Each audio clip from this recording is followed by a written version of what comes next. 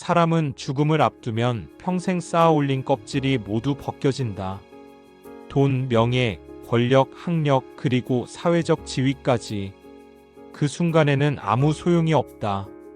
오직 진짜 본질만 남는다. 흥미로운 것은 평생 부자로 살아온 이들이 마지막 순간에 공통적으로 남기는 한마디가 있다는 사실이다. 그리고 그 말은 우리가 부와 인생을 대하는 태도를 완전히 뒤집어 놓을 만한 충격적인 진실을 담고 있다. 많은 사람들이 부자들은 마지막에 돈을 더 원할 거야 라고 생각한다. 하지만 실제로는 정반대다. 그들이 죽음을 앞두고 가장 많이 남기는 말은 돈이 아니라 삶의 태도와 인간관계, 그리고 시간에 관한 것이다. 하버드대 심리학 연구팀은 75년 동안 724명의 삶을 추적 조사했다. 흔히 하버드 성인 발달 연구라 불리는 이 연구에서 가장 중요한 결론은 행복과 삶의 만족을 결정짓는 건 결국 관계다라는 점이었다. 놀라운 것은 이 결론이 부자들에게서도 거의 동일하게 나타났다는 사실이다. 자산 규모나 사회적 성공의 크기와 무관하게 임종 직전 부자들은 돈보다 중요한 건 결국 사랑과 시간이었다고 고백한다. 혹시 당신도 이런 생각을 해본 적이 있는가? 내가 지금 이렇게 고생하면서 돈을 버는 이유가 뭘까? 결국 가족과 행복하게 살려고 하는 게 아닐까? 하지만 아이러니하게도 우리는 돈을 벌겠다는 핑계로 가족과 보내는 시간을 줄이고 행복을 미룬다. 조금만 더 벌면 그때 행복해지자. 이 말은 마치 현대판 주문처럼 우리 삶을 지배한다. 그런데 문제는 이 주문이 끝내 행복을 무기한 연기하는 독약이 된다는 것이다. 신경과학 연구에서도 이 패턴을 확인할 수 있다. 인간의 뇌는 보상 예측 오차리 워드 프리딕션 에러에 민감하게 반응한다. 쉽게 말해 조금만 덜하는 환상에 중독되면 실제 보상을 받아도 만족하지 못하고 다시 다음 목표를 좇는다. 부자들이 죽음 직전에 남기는 그 말은 바로 이 환상에서 깨어난 한마디다. 첫째, 조금만 더의 함정에서 벗어나라. 세계 최고의 투자자 워렌 버핏은 자산이 1,000억 달러에 달하지만 여전히 맥도널드 아침을 먹는다. 버핏은 내가 진짜 원하는 건 돈이 아니라 내가 좋아하는 일을 하며 살 자유라고 말한다. 이건 단순한 겸손이 아니다. 뇌과학적으로 설명하면 버핏은 이미 보상 시스템을 외부의 돈이 아니라 내부의 만족에 연결해 둔 사람이다. 반면 죽음 직전까지 조금만 더 벌었더라면을 되뇌는 부자들은 뇌의 보상 회로가 끝내 외부적 지표돈, 명예에 묶여 있었다. 진화 심리학적으로 인간은 원래 부족함을 전제로 진화했다. 동굴 속에서 살던 인류는 조금만 더 모아야 겨울을 난다는 본능적 프로그램을 탑재했다. 문제는 현대에 와서도 이 본능이 꺼지지 않고 오히려 자산이 늘어날수록 더 크게 작동한다는 점이다. 그래서 진짜 부자들의 마지막 한마디는 충격적이다. 조금만 더 벌려고 했던 게 결국 내 인생을 갉아먹었다. 둘째, 인간관계가 마지막 자산이다.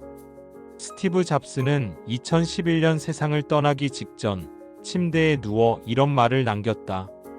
병들어 누워 있을 때 내 곁을 지켜주는 사람은 직원이 아니라 가족이다.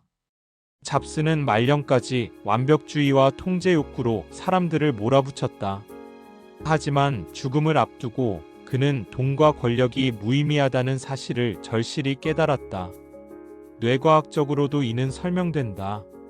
인간의 뇌는 사회적 보상 시스템 소셜 리워드 시스템을 갖추고 있다. 하버드 연구에 따르면 타인과의 친밀한 관계가 뇌의 스트레스 반응을 억제하고 면역 체계를 강화하며 실제 수명까지 늘린다. 즉, 부자들이 마지막에 남기는 한마디는 결국 인간관계에 대한 후회다. 돈 때문에 가족과 시간을 잃지 말라는 것이다. 셋째, 시간은 모든 부자들의 마지막 후회다. 일론 머스크는 테슬라 공장에서 침낭을 깔고 잤다. 그는 내가 자는 동안에도 세상은 더 빨리 움직인다고 말했다. 하지만 그의 주변 사람들은 늘 걱정했다. 과연 그가 그렇게 얻은 성공이 삶 전체로 보았을 때 균형 있는 선택이었을까? 죽음을 앞둔 부자들은 공통적으로 이렇게 말한다. 시간은 내가 살 수 없는 유일한 자산이었다. 신경과학자 된 길버트의 연구에 따르면 인간은 현재보다 미래의 시간을 늘 과대평가하는 경향이 있다. 그래서 나중에라는 말로 현재를 희생한다. 하지만 마지막 순간 부자들이 입을 모아 남기는 한마디는 이렇다. 시간을 돈처럼 쓰지 말고 돈을 시간처럼 써라. 죽음을 앞둔 부자들의 공통된 고백은 단순한 감상이 아니다. 그것은 인류의 뇌, 본능, 그리고 진화의 코드에 새겨진 심리적 패턴이 끝내 드러나는 순간이다. 이번에는 실제 사례와 과학적 근거를 바탕으로 더 깊이 파헤쳐보자. 첫째, 세계 최강 재벌들도 결국 같은 말을 남겼다. 록펠러는 석유 황제로 불리며 한때 미국 GDP의 2%를 혼자 차지했던 인물이다. 그는 세상을 떠나기 직전 나는 많은 돈을 벌었지만 그게 나를 더 행복하게 만들진 않았다는 말을 남겼다. 역설적이지 않은가? 인류 역사상 가장 거대한 부를 움켜쥔 사람이 결국 돈이 행복을 주지 못했다고 고백한 것이다. 앤드류 카네기 역시 철강왕으로 불리며 수많은 재단과 도서관을 남겼다.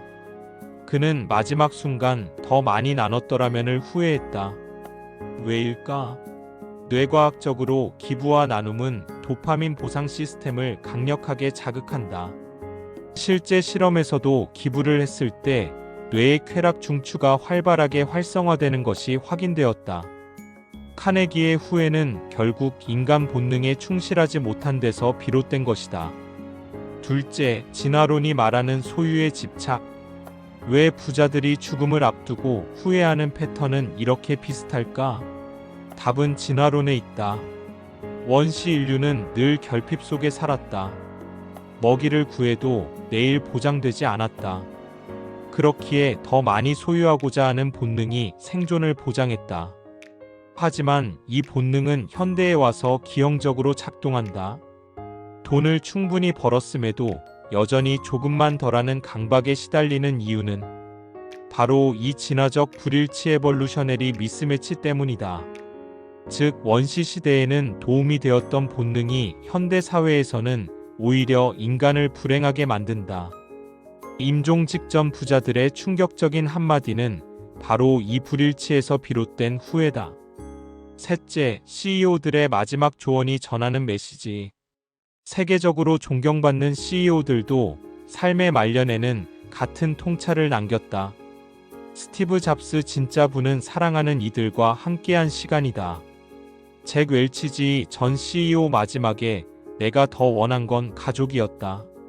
리처드 브랜슨 버진 그룹 창업자는 아직 건강하지만 그는 인터뷰에서 나는 모험을 통해 돈을 벌었지만 결국 돈은 경험을 사기 위한 수단일 뿐이라며 같은 맥락을 강조했다. 여기서 중요한 건 이들의 메시지가 단순히 미사여구가 아니라는 점이다. 뇌과학적으로 인간은 관계와 경험에서 오는 보상을 더 오래, 더 강하게 기억한다. 반면 물질적 보상은 빠르게 익숙해지며 쾌락의 쳇바퀴 어다닉 트레드밀 위에 올라타게 된다. 넷째, 후회는 왜 마지막에 몰려오는가? 심리학에서는 이를 죽음 인식 효과 모텔러티 SALIENCE 이펙트라고 부른다. 인간은 평소 죽음을 의식하지 않고 살아간다. 하지만 죽음을 직면하는 순간 모든 가치 판단이 재정렬된다. 돈 유산으로 남지만 나와는 무관하다. 명예 내 죽음 이후엔 의미가 희미하다. 관계 지금까지 쌓아온 것 중 나와 함께 사라지지 않고 끝까지 남는다. 따라서 부자들의 마지막 한마디는 사실 인간 뇌의 본질적 프로그래밍이 드러나는 순간이다. 다섯째, 우리는 왜 이 교훈을 미리 실천하지 못하는가? 문제는 이 사실을 누구나 알면서도 행동으로 옮기지 못한다는 데 있다. 이유는 세 가지다. 1. 사회적 비교 본능. 인간은 원래 다른 사람과 자신을 비교하며 살아남았다. 이 비교 본능은 현대 사회에서 돈과 명예라는 지표로 변질되었다. 2. 도파민 시스템의 중독성. 목표를 달성하면 도파민이 분비되지만 곧 사라진다. 그래서 다시 더 큰 목표를 세우고 달린다. 이 악순환이 조금만 덜하는 늪이다. 3. 현재보다 미래를 과대평가하는 인지 오류. 뇌는 미래의 보상을 실제보다 더 크게 느낀다. 그래서 나중에 행복해지자라는 함정에 빠진다. 앞서 우리는 세계적인 부자들이 남긴 마지막 고백, 그리고 그 말이 뇌과학과 진화심리학적으로 어떤 의미를 갖는지 살펴봤다. 이제는 이 주제를 더 깊이 들어가 평범한 사람들과 부자들의 마지막 순간의 차이, 그리고 죽음을 앞둔 뇌와 심리의 변화를 과학적으로 풀어내보자. 결국 여기서 우리가 얻을 수 있는 것은 단순한 교훈이 아니라 지금 당장 삶에 적용할 수 있는 실질적인 전략이다. 첫째, 평범한 사람과 부자의 마지막 차이. 호스피스 병동에서 환자들을 돌봐온 간호사 브로니 웨어는 져서 죽기 전에 가장 많이 후회하는 5가지에서 놀라운 기록을 남겼다. 평범한 사람들과 부자들 모두 공통적으로 후회하는 건 비슷했지만 부자들에게서만 두드러진 후회가 있었다. 바로 돈 때문에 잃어버린 시간과 관계였다. 평범한 사람들은 주로 내가 하고 싶은 일을 좀 더 용기 있게 할 거리라고 후회한다. 반면 부자들은 내가 사랑하는 사람과 더 많은 시간을 보냈더라면이라고 후회한다. 돈을 가진 사람일수록 죽음 앞에서 돈이 아닌 시간이야말로 진짜 결핍이었다는 걸 뒤늦게 깨닫는 것이다. 둘째, 죽음을 앞둔 뇌의 활동 변화. 신경과학자들은 죽음을 앞둔 환자들의 뇌를 관찰하며 흥미로운 사실을 발견했다. 전두엽의 목표 지향적 활동이 줄어들고 편도체와 해마 등 감정과 기억을 담당하는 영역이 상대적으로 더 활성화된다. 쉽게 말하면 마지막 순간 인간의 뇌는 더 이상 앞으로 무엇을 이룰까에 집중하지 않는다. 대신 내가 지금까지 누구와 어떻게 살아왔는가를 회상한다. 그렇기에 부자들의 마지막 한마디가 대부분 인간관계, 시간, 사랑과 같은 주제에 집중되는 것이다. 진화적으로도 이는 당연하다. 죽음을 앞둔 시점에 무리에게 남길 수 있는 가장 가치 있는 것은 재물이 아니라 경험과 교훈이었다. 그래서 인간은 본능적으로 마지막 순간의 말이라는 형태로 삶의 통찰을 전하려 한다. 셋째, 임종 심리학이 말하는 후회의 본질. 심리학자 다니엘 카너먼은 기억의 자아 셀프 오브 메모리와 경험의 자아 셀프 오브 익스피리언스를 구분했다. 경험의 자아는 지금 이 순간의 행복을 판단한다. 기억의 자아는 인생 전체를 돌아보고 행복을 재구성한다. 죽음을 앞둔 순간은 철저히 기억의 자아가 작동한다. 그래서 순간의 성취보다 인생 전체의 맥락에서 의미 있는 경험이 중요하게 다가온다. 부자들의 마지막 한마디는 바로 이 기억의 자아가 던지는 메시지다. 넷째, 부자들의 고백이 주는 실질적 교훈. 그렇다면 우리는 어떻게 이 교훈을 미리 적용할 수 있을까? 여기서 중요한 건 단순히 관계가 소중하다는 도덕 교훈이 아니다. 뇌과학과 진화론에 기반해 실제 행동 전략을 세워야 한다. 1. 시간을 돈처럼 관리하지 말고 돈을 시간처럼 써라. 연구에 따르면 소득이 높을수록 시간 부족 스트레스 타임 파버티를 더 크게 느낀다. 부자들의 후회를 막으려면 돈으로 시간을 사는 습관을 미리 들여야 한다. 집안일 아웃소싱, 불필요한 일위임. 2. 관계에 투자하라. 하버드 연구에서 가장 건강하고 오래 산 사람들의 공통점은 깊은 관계였다. 단순한 네트워킹이 아니라 신뢰와 진심이 담긴 관계에 시간을 배분해야 한다. 3. 조금만 덜하는 뇌의 오류를 인식하라. 보상 예측 오차 시스템은 절대 꺼지지 않는다. 그러므로 목표를 세울 때 돈의 크기가 아니라 삶의 질을 기준으로 삼아야 한다. 다섯째, 뇌를 속이는 구체적 방법. 심리학적으로 인간은 원래 현재보다 미래를 과대평가하는 오류에 빠진다. 하지만 실험에 따르면 미래의 자기 자신을 구체적으로 상상하는 것만으로도 이 오류를 줄일 수 있다. 예를 들어 매년 자신의 80세 모습을 떠올리며 내가 오늘 내린 결정이 그때도 의미가 있을까? 라고 질문하는 것이다. 실제로 이런 훈련을 꾸준히 한 사람들은 소비 습관과 시간 배분에서 훨씬 현명한 선택을 했다.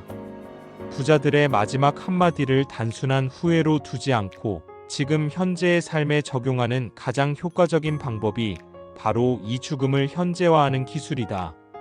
앞선 세 파트에서 우리는 부자들이 죽음을 앞두고 남긴 충격적인 고백이 단순한 감상이 아니라 뇌과학과 진화론, 본능 심리학적으로 설명 가능한 인간 본질의 언어라는 것을 살펴보았다. 이제 마지막으로 그들의 말을 통해 우리가 지금 어떻게 살아야 하는지, 그리고 어떤 습관과 태도를 바꿔야 하는지 정리해보자. 첫째, 마지막 순간에 드러나는 최종 법칙. 죽음을 앞둔 부자들은 거의 예외 없이 이런 말을 남긴다. 시간이 진짜 돈이었다. 사랑하는 사람과 더 많은 시간을 보낼 걸. 조금만 더 하느라 지금을 놓쳤다. 이 말들은 결국 하나의 법칙으로 귀결된다. 돈은 도구일 뿐 시간과 관계가 진짜 자산이다. 이 법칙은 단순히 도덕적인 교훈이 아니다. 뇌과학적으로 인간의 행복 회로는 돈에서 오래 작동하지 않는다. 그러나 관계와 경험에서는 끝없이 작동한다. 진화적으로도 무리 속에서의 유대가 생존을 보장했기 때문이다. 둘째, 지금 당장 바꿔야 할 습관. 그렇다면 이 법칙을 어떻게 삶 속에 적용할 수 있을까? 단순히 가족을 소중히 해라라는 말로는 부족하다. 구체적인 행동 변화가 필요하다. 1. 돈으로 시간을 사라. 설거지, 청소, 운전처럼 굳이 내가 하지 않아도 되는 일에 시간을 쓰지 말고 그 시간을 가족과의 대화나 자기 개발에 투자하라. 2. 관계 다이어트를 하라. 모든 사람에게 잘하려다 결국 중요한 사람을 놓친다. 부자들이 후회하는 건 사람이 없었던 게 아니라 진짜 중요한 사람을 놓쳤던 것이다. 3. 현재의 경험에 투자하라. 물건보다 경험에 돈을 쓰는 것이 뇌에 더 오래 행복을 남긴다는 연구 결과가 있다. 여행, 대화, 새로운 도전이 진짜 자산이다. 셋째, 죽음을 삶의 동력으로 바꾸는 법. 죽음을 미루고 피하려 할수록 인간은 삶을 허비한다. 하지만 죽음을 삶 속에 끌어들이면 오히려 매일이 선명해진다. 심리학자 어니스트 베커는 죽음의 부정에서 인간은 죽음을 두려워하기 때문에 끊임없이 영속성을 추구한다고 말했다. 하지만 이 영속성은 돈이나 명예로 채워지지 않는다. 오직 관계, 사랑, 가치 있는 경험만이 나를 넘어 지속된다. 따라서 죽음을 삶의 동력으로 삼는 방법은 다음과 같다. 매일 아침 오늘이 마지막 날이라면 나는 무엇을 할까? 라고 자문한다. 중요한 결정을 내릴 때 죽기 직전에 나는 어떤 말을 남길까? 를 기준으로 삼는다. 인생의 우선순위를 돈이 아니라 시간과 사람으로 재배치한다. 넷째, 진짜 부자들의 마지막 선물. 우리는 종종 부자들을 부러워한다. 하지만 정작 부자들이 우리에게 남긴 가장 값진 유산은 돈이 아니다. 그것은 죽음 앞에서 드러난 충격적인 한마디다. 조금만 더 벌겠다고 인생을 허비하지 마라. 사람이 전부다. 시간은 살 수 없는 자산이다. 이 짧은 말들이야말로 수십 년 동안의 경험과 실패, 성공과 고통을 압축한 최종 지혜다. 그리고 이 지혜를 삶에 미리 적용하는 사람이야말로 진짜 부자다. 다섯째, 우리의 선택. 결국 질문은 단순하다. 나는 마지막 순간에 어떤 한마디를 남길 것인가? 그 대답이 후회로 채워지지 않으려면 지금부터 선택을 바꿔야 한다. 돈을 위해 시간을 버릴 것인가? 아니면 돈을 시간과 관계를 위한 도구로 쓸 것인가? 부자들이 죽기 직전 남긴 충격적인 고백은 바로 이 선택이 우리의 인생을 결정한다는 사실을 알려준다. 마무리. 우리는 모두 언젠가 죽음을 맞는다. 하지만 마지막 순간을 어떻게 맞이할지는 지금 우리의 선택에 달려 있다. 부자들이 남긴 한마디는 단순한 후회가 아니라 우리에게 미리 건네는 경고이자 선물이다. 그러니 지금부터 묻자. 내 마지막 한마디는 무엇일까? 그리고 그 대답에 맞게 오늘의 삶을 다시 설계하라. 댓글로 여러분들의 생각을 알려주세요. 지금까지 더리치랩이었습니다. 구독과 좋아요는 영상 제작에 큰 힘이 됩니다.